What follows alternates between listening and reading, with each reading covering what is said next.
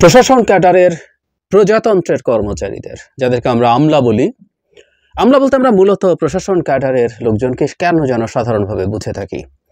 যাই হোক, তারা সাম্প্রতিক সময় যে ধরনের আচরণ করছেন, এটা অবিশ্বাস্য ঠেকার মতো ব্যাপার, কিন্তু এটা করছেন তারা। আমরা জানি সাম্প্রতিক সময়ে গত কয়েকদিন আগে জনপ্রশাসন সংস্কার কমিশন তাদের রিপোর্টেরই আগে কিছু কিছু ক্ষেত্রে তারা কোন কোন বিষয়গুলোকে গুরুত্ব দেবেন তার কয়েকটা বিষয় তারা সামনে এনেছেন মিডিয়ার সামনে, প্রেসের সামনে। এরকম একটা দাবি, এরকম একটা তাদের সংস্কার প্রস্তাবনা নিয়ে তুলকালাম ঘটে গেছে এবং প্রশাসন তো বটেই, সাথে অন্যরাও এই ব্যাপারে মাঠে নেমে গেছেন। আমাদের প্রজাতন্ত্রের কর্মচারীদের সতর্ক হওয়া দরকার। কিন্তু বাংলাদেশ যে 2024 সালের 5 আগস্টের পর থেকে আগের মতো থাকবে না, তাদের বোঝা উচিত। নাকি উল্টো তারা বুঝে গেছেন বাংলাদেশ আবার আগের জায়গায় ফিরে যাবে। আই এম সরি, তারা যদি এটা মনে করে থাকেন পরেরটা বাংলাদেশ আবার আগের জায়গায় ফিরে যাবে, এটা তারা ভুল করছেন। ঘটনা কি হয়েছে? ঘটনা হচ্ছে, জনপ্রশাসন সংস্কার কমিশনের যিনি প্রধান আছেন তিনি একটা সাংবাদিকদের সামনে জানিয়েছেন অনেকগুলো বিষয়, কিন্তু একটা যেটা সবচেয়ে বেশি ডিবেট শুরু হয়েছে, দুটো বিষয়। একটা হচ্ছে ডেপুটি সেক্রেটারি থেকে শুরু করে ওপরের দিকে প্রমোশনের জন্য পরীক্ষা দেওয়া লাগবে বলছেন। তার চাইতে জরুরি কথা, এখন যেটা এই তথ্যটা আমিও জানতাম না, আমি এবার দেখলাম যে ডেপুটি সেক্রেটারি শুধুমাত্র প্রশাসন থেকে না, অন্যান্য ক্যাডার থেকে হওয়া যায়। এখানে বলা হয়েছে নতুন সংস্কার ইয়েতে, আগে ছিল এটা 75% প্রশাসন ক্যাডার থেকে আসবে এবং বাকি 25% অন্য ক্যাডার থেকে আসবে। এবার মানে তারা সাজেস্ট করতে যাচ্ছেন, এখনো তো এটা ফাইনাল হয়নি, করতে যাচ্ছেন বলে বলেছেন যে এটা 50-50, মানে 50% প্রশাসন, বাকি 50% বাকি সব ক্যাডার, 26-27টা মানে কতগুলো যেন ক্যাডার আছে, সবগুলো থেকে হবে। এটা নিয়ে তীব্র প্রতিবাদ শুরু হয়েছে। প্রথম বিবৃতি, পরবর্তীতে রীতিমতো রবিবার সচিবালয়ে সমাবেশ করেছেন প্রশাসন ক্যাডারের কর্মচারীরা। ওনাদেরকে কর্মকর্তা আমরা না বলি, কর্মকর্তা লিখছি আমরা পরবর্তীতে বিভিন্ন আইন এবং বহু জায়গায়, কিন্তু আমাদের কনস্টিটিউশনের সবাই কর্মচারী, আমরা প্রজাতন্ত্রের কর্মচারী এভাবে বলবো, এবং তারাও কর্মচারী। যাই হোক, ওই কর্মচারীরা নামলেন, যেটা তাদের চাকরি বিধির একেবারেই লঙ্ঘন। 1979 সালের সরকারি কর্মচারী বিধিমালা 30 এতে বলা হয়েছে, সরকার বা কর্তৃপক্ষের কোনো আদেশ বা সিদ্ধান্তের বিরুদ্ধে প্রকাশ্যে কোনোরূপ অসন্তোষ বা ক্ষোভ প্রকাশ বা আন্দোলনে কোনো সরকারি কর্মচারী অংশগ্রহণ করবেন না। বিধিমালা অনুযায়ী সরকারি চাকরিদের সবাই কর্মচারী, কর্মকর্তা বলে কিছু নেই। 30 ধারা C উপধারায় বলা হয়েছে, সরকার বা কর্তৃপক্ষের কোনো আদেশ বা সিদ্ধান্ত বদলের জন্য চাপ দিতে পারবেন না কর্মচারীরা। 2018 সালে সরকারি কর্মচারী শৃঙ্খলা ও আপিল বিধিমালার 2 এমন আচরণকে অসৎ আচরণ হিসাবে গণ্য করা হয়েছে। কেউ তা করলে তিরস্কার থেকে শুরু করে চাকুরি থেকে বরখাস্তের মতো শাস্তি দিতে পারে। ইনফ্যাক্ট এরপর অন্যরাও যেটা করছেন সেটাও আসলে সঠিক হয়নি। অন্যান্য ক্যাডাররাও তাদের কলম বিরতি করছেন, কলম বিরতি করার ক্ষেত্রে, এবং সেটাও তাদের যেটা করছেন 1 ঘন্টা কাজ থেকে বিরত থাকবেন, এটাও ইনফ্যাক্ট তাদের এই যে চাকরি বিধিমালা এটার পরিপন্থী। সবাই অবশ্য একজোট হয়ে গেছেন যে পরীক্ষা দেবেন না। আর ভাগটা তাহলে এরকম, কেউ পরীক্ষা দিতে চান না ডেপুটি সেক্রেটারি এবং জয়েন্ট সেক্রেটারি হওয়ার ক্ষেত্রে। প্রশাসন ক্যাডারে যারা আছেন তারা আগের মতো 75-25 এই ভাগটা চান, যারা বাকি ক্যাডার আরও 25টা তারা চান 50-50 যে স্প্লিট হয়েছে সেটা, কিন্তু তারাও পরীক্ষা দিতে চান না। আর একটা অদ্ভুত ব্যাপার আমি খেয়াল করছি, এটা নিয়ে একটু আলাপ করতেই চাই, আজকে না আরেকদিন করব। শিক্ষা এবং চিকিৎসা স্বাস্থ্য এই দুটো ক্যাডারকে আলাদা সার্ভিস করার কথা বলা হয়েছে। আমি বুঝলাম না কেন যেন তারা এটার প্রতিবাদ করলেন। আমার কাছে এটা অত্যন্ত ভালো একটা পদক্ষেপ বলে মনে হয়। কেন মনে হয় সেটা নিয়ে আমি আলাদাভাবে কথা বলবো। তো যাই হোক, তারা নামলেন এবং জেনে শুনে তারা আইন ভাঙলেন। তার আগের কথাও মানে একটু আমরা যদি চিন্তা করি, এখনো কমিশনের রিপোর্ট চূড়ান্ত হয়নি। খেয়াল করি আমরা তাদের বাড়াবাড়ি কোন পর্যায়ে গেছে। রিপোর্ট চূড়ান্ত হয়নি, চূড়ান্ত একটা রিপোর্ট যাবে, সেই রিপোর্ট প্রধান উপদেষ্টার কাছে যাবে এবং সেই রিপোর্টই শুরুতে ইমপ্লিমেন্ট করে দেওয়া হবে। প্রধান উপদেষ্টা এই কথা একবারও বলেননি, স্পষ্টভাবে উনি রিপিটেডলি বলেছেন এই রিপোর্ট নিয়ে বিভিন্ন রাজনৈতিক দল এবং স্টেক হোল্ডারদের সাথে কথা বলে তারা শেষ পর্যন্ত সিদ্ধান্ত নেবেন কতটুকু সংস্কার করবেন, আবার কতটুকু সংস্কার এখন হবে, কতটুকু সংস্কার পরে হবে, সেই জিনিসগুলো নির্ধারণ করবেন। সুতরাং এটা চূড়ান্তভাবে কি হতে যাচ্ছে সেটা এখনো বহু বহু দূরের কথা। তার আগেই তারা মাঠে নেমে তাদের শক্তি জানান দিচ্ছেন। প্রশাসনের শক্তি আমরা দেখেছি, আসলে সত্যিই দেখেছি, এবং তাদেরও এগুলো স্মরণ করা দরকার। তাদের শক্তি, তাদের বল, শক্তি জুগিয়েছিল শেখ হাসিনাকে এই দেশটাকে ধ্বংস করে ক্ষমতা টিকিয়ে রাখার জন্য। আমরা ভুলি নাই, মাত্র 4 মাস গেছে, এখনই ভুলে যাওয়ার তো কোনো কারণ নাই।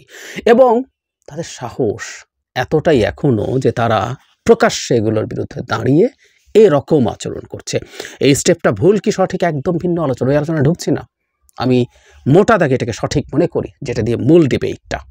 কারণ বাংলাদেশে বিভিন্ন ক্ষেত্রে এই প্রশাসনের আমলারা নানা রকমভাবে ছড়ি ঘোরান, আমি ছড়ি ঘোরান শব্দটা জেনে শুনে বলছি, এবং বহু ক্ষেত্রেই যেটা আছে যে আমি জানি না এখানে এটা করা হচ্ছে কিনা, যে কোনোখানে তারা যাচ্ছেন, সচিব হয়ে পড়ছেন বা অন্য কোনো পদায় পদায়িত হচ্ছেন, এবং কোনো স্পেশালাইজেশন নাই, কিছু নাই, উনি সব কিছু পারেন, সব কিছু পারবেন।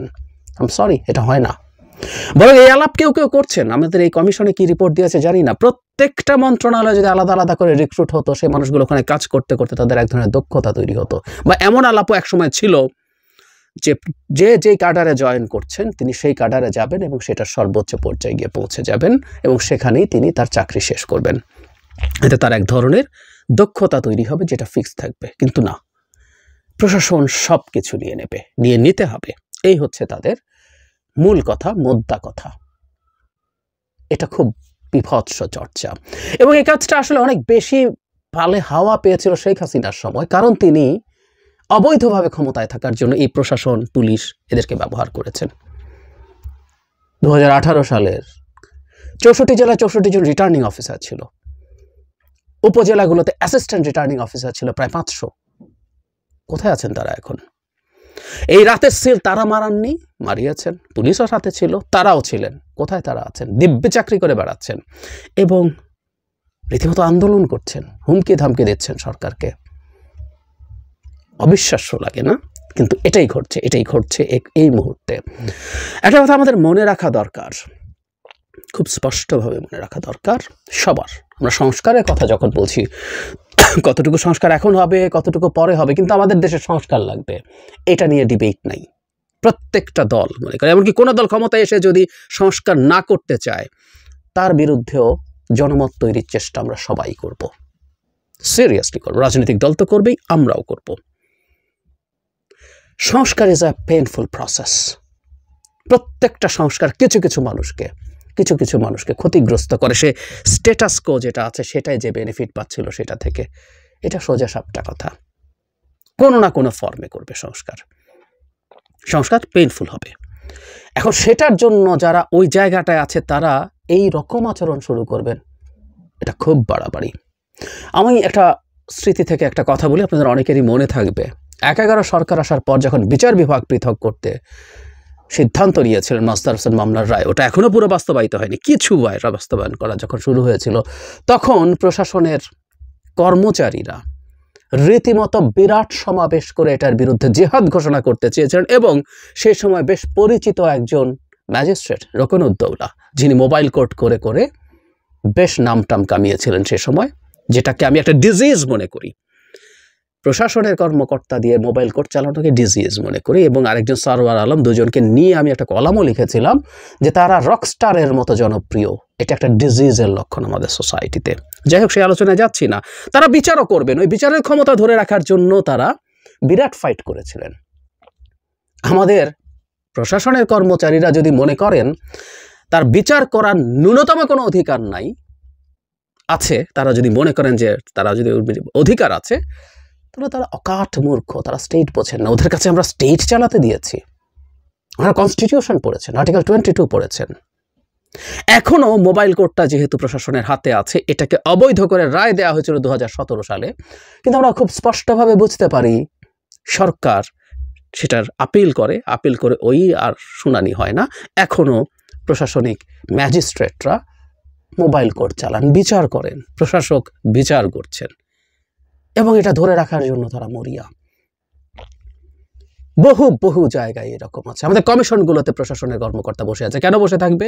আমাদের কোনো কমিশনে, এটা আমার ব্যক্তিগত মতামত, কোনো কমিশনে একজনও প্রশাসনের কর্মকর্তা থাকতে পারবে না। সাংবিধানিকগুলো তো বটে, স্ট্যাটুটরিগুলোতেও, এগুলো সংবিধিবদ্ধ কমিশন। দুদকে একজন প্রশাসনের কর্মকর্তা বসে থাকবেন, যে দুদকের কাজ হচ্ছে যাচাই বাছাই করা। এর মধ্যে বিরাট একটা অংশ হচ্ছে প্রশাসনের লোকজনের দুর্নীতি খুঁজে বের করা। একজন সচিব তো না বটে, আরো উপরের দিকে আরো বহু আছে। কেউ কেউ বলবেন ওখানে যথেষ্ট যোগ্যতা, মানে অতটুকু সিনিয়র কর্মকর্তা হয়ে ওঠে না। এর ভিতরে গল্প আমরা জানি, ওই তর্কে এখন ঢুকছি না। নির্বাচন কমিশন বিরাট একটা অংশ প্রশাসনের কর্মকর্তারা ঢুকে বসে থাকেন। কেন? এই নির্বাচন কমিশন পুরো স্বাধীন হওয়া উচিত তার এমপ্লয়ি থেকে সব কিছুর ভিত্তিতে, কিন্তু না, এগুলো তারা করবেন। এগুলো তারা কেন করেন আমরা আসলে জানি, আমরা বুঝি।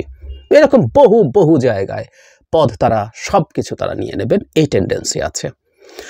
সো আমাদের জনপ্রশাসনে একটা বড় সংস্কার প্রয়োজন। আমি জানি না আর কি কি সংস্কার তারা প্রস্তাব করছেন। এটুকু বলার পর একটা কথা একটু বলে রাখা জরুরি। আমাদের প্রশাসন যে সিস্টেমে আমরা কাজ করি লাগবে, নিশ্চয়ই লাগবে, কিন্তু সেটা তার পেরিমিটারের মধ্যে থেকে তারা কাজ করবেন। এটা হলো সবচেয়ে জরুরি কথা। শেখ হাসিনা তার অবৈধ ক্ষমতার জন্য বোতল থেকে জিন বের করে ফেলেছেন। কেউ কেউ বলেন বোতল থেকে জিন বের করে ফেললে ওটা ঢোকানো যায় না, কিন্তু আমাদের ঢোকাতে পারতে হবে। প্রত্যেকটা প্রজাতন্ত্রের কর্মচারী তার চৌহদ্দির মধ্যে, তার ক্ষমতা, তার দায়িত্ব, সবকিছুর চৌহদ্দির মধ্যে কাজ করবেন, এর বাইরে কিছু করবেন না। এবং রাষ্ট্র, জনগণ, রাজনৈতিক দল যদি সিদ্ধান্ত নেয় সংস্কার করবেন, সংস্কার হবে। সংস্কার করেই কারো কারো যদি তাতে ক্ষমতা কমে, কারো যদি সক্ষমতা বাড়ে, এগুলোই সংস্কারের উদ্দেশ্য। সংস্কার পরিকল্পনা করেই করা হয় যে কিছু কিছু ক্ষেত্রে কারো অন্যায় বা ভুল ক্ষমতায়নকে থামানো, দমানো, সাথে অন্যদেরকে ক্ষমতায়িত করা কোনো না কোনো ফর্মে। বাংলাদেশে ইউএনেরা উপজেলা চেয়ারম্যানের বাপ হয়ে বসে থাকেন, তাদের মাথার ওপরে সব কিছু করেন, সব কমিটি চেয়ার করেন। ওই ভদ্রলোক পাশে বসে থাকে একজন নির্বাচিত জনপ্রতিনিধি। সংস্কার, এটা নিয়ে হাইকোর্টের রায় আছে, এটা নিয়ে হাইকোর্টের রায় বাস্তবায়ন হয় নাই। ওনার সাচিবিক দায়িত্ব পালন করার কথা ছিল ইউএনওর উপজেলা চেয়ারম্যানের। কারণ আশা করি আপনারা কনস্টিটিউশন পড়েন, জানেন আর্টিকেল 11 জনগণ কিভাবে ক্ষমতায়িত হয়, সেটা প্রযুক্ত কিভাবে হয় সেটা বলা আছে প্রতিটি ক্ষেত্রে নির্বাচিত প্রতিনিধিদের মাধ্যমে। কিন্তু না, তাদেরকেও দমিয়ে রাখা হয়। আর ডিফ্যাক্টো পাওয়ারের কথা তো বলাই বাহুল্য। একজন ডেপুটি সেক্রেটারি একটা জেলার 4-5 জন 6 জন যত এমপি আছে তাদের উপরে ছড়ি ঘোরাতেন। বহু মানুষজন কথা বলেছেন একই কথা, মানে পার্লামেন্টে দাঁড়িয়ে তোফায়েল আহমেদের মতো মানুষ, তারপরে ফিরোজ রশিদ সাহেব ডিসিকে বলে বলে কথা বলতে হয় প্রধানমন্ত্রীর সাথে, পার্লামেন্টে বলেছেন। এবং বেশ কয়েকজন এমপির সাথে তো টকশোতে পরিচয় হয়, জানি তাদেরকে যে 2 পয়সার পাত্তা ডিসিরা দিতেন না তা বলতেন। হ্যাঁ, এটা অবশ্য অনিবার্য। আমি তাদেরকে বলতাম আপনারা রাটতে সিল মেরে এমপি হবেন আর আপনাদেরকে পাত্তা দেবে, এটা তো মনে করার কোনো কারণ নেই। কিন্তু তারা যদি মনে করেন যে শেখ হাসিনার ওই বাস্তবতা এখনো রয়ে গেছে, এটা আটার স্টুপিডিটি, এটা সংঘাত তৈরি করবে। সুতরাং গোষ্ঠী স্বার্থে তারা রাষ্ট্রের বিরুদ্ধে দাঁড়াবেন, এটা আমরা মেনে নেব না। তো ওনারা বিদেশ সফর করতেন এই খিচুড়ি রান্না করা দেখতে, লিফট তোলা দেখতে, পুকুর খনন দেখতে। ভবিষ্যৎ বাংলাদেশে এগুলো হবে নাকি? হবে না তো। এগুলো কাটছাট করতে হবে তো, এগুলো বাতিল করতে হবে তো। কোথায় কোথায় আর কি অন্যায় সুযোগ সুবিধা দিয়ে তাদেরকে হাতে রাখা হয়েছে সেগুলোর বিরুদ্ধে কথা বলা হবে। সেই সংস্কারগুলো এই সরকার করুক বা ভবিষ্যতে করুক, করতে হবে তো। বাংলাদেশে এই ব্যাপারগুলো নিশ্চিত করা জরুরি। অথচ মজার ব্যাপার, মাত্র 4 মাস হয় নাই, 4 মাস পার হয়েছে। এই কিছুদিন আগেও তাদের যে ভূমিকা, আসলে আমরা ঠিকঠাক মতো ব্যবস্থা নিতে পারি নাই তো। সেই কারণেই আজকে এই পরিস্থিতি তৈরি হয়েছে। তারা মনে করছেন তারা সব কিছু করতে পারেন, সব কিছু করতে পারবেন। সরকার সত্যিকার অর্থে তেমন কিছু করে নাই শেষ পর্যন্ত। এগুলোই এখন তাদের সাহস এভাবে বাড়াচ্ছে। আমি সম্ভবত কিছুটা এক্সাইটেড হয়ে কথা বলেছি, কারণ দেখতে পছন্দ করিনি, এটা ভাল লাগেনি, ভাল লাগে না। তারা আইন ভেঙে রাস্তায় মানে সমাবেশ সচিবালয়ের ভেতরে করছেন, তারা বৃদ্ধাঙ্গুলি দেখাচ্ছেন এই সরকারকে। অথচ এই মানুষগুলোই সবচেয়ে আইন মেনে চলবে, এটাই এক্সপেকটেশন। কিন্তু না, তারা তা করছেন না। তাদের সাহস বা হ্যাডাম দেখাচ্ছেন, ধরে রাখার চেষ্টা করছেন। আমরা আশপাশে চারপাশে পরিবারের মধ্যেই প্রত্যেকের ওরা তার বন্ধুবান্ধব এইসব বিভিন্ন ক্যাডারে কাজ করা মানুষজন আছেন, তাদের প্রতিও কথা। সুতরাং এই না যে তারা আমাদের প্রতিপক্ষ হয়ে গেছেন, কিন্তু তারা যদি আমাদেরকে প্রতিপক্ষ বানিয়ে ফেলার চেষ্টা করেন, যেমন শেখ হাসিনার সময় বানিয়েছেন, এবং এখনও যদি সেই প্রবণতা থাকে, তাহলে আসলে প্রতিপক্ষ হিসেবে ট্রিট করেই কাজ করতে হবে, কথা বলতে হবে। এই মুহূর্তে অন্তত তাদের আচরণ প্রতিপক্ষের মতো, তাদের এটা করা উচিত এবং সরকারের উচিত কঠোর হওয়া এই ধরনের আচরণের ক্ষেত্রে। এবং প্রস্তাবিত সংস্কার যতটুকু সামনে এসছে, আলোচনা হোক, কথাবার্তা হোক, তারাও তাদের ভেতর থেকে তাদের কোনো দাবি যদি থাকে সেটা সরকারকে তাদের প্রপার চ্যানেলে জানাবেন, আলোচনা করবেন। কিন্তু চাকরি বিধি তাকে মানতে হবে, স্পষ্টভাবেই মানতে হবে। প্রশাসন ক্যাডার বাংলাদেশে অন্যায্যভাবে, অন্যায়ভাবে অনেক বেশি বেনিফিট দীর্ঘকাল নিয়ে এসছে। আমি অন্যায় বেনিফিটের কথা বলছি না, অ্যাপারেন্টলি ন্যায্য মানে লিগ্যাল যে বেনিফিটই তাদেরকে দেয়া হচ্ছিল, সেটা সিরিয়াস ডিসপ্যারিটি তৈরি করেছে। এটা সুরাহা হওয়া দরকার, এটা হতেই হবে। আমরা এটা করে ছাড়বো, এটা আজ হোক, কাল হোক, পরশু হোক, কোনো একদিন। এই দেশটা আমাদেরও, শুধুমাত্র প্রশাসনের কর্মচারীদের না।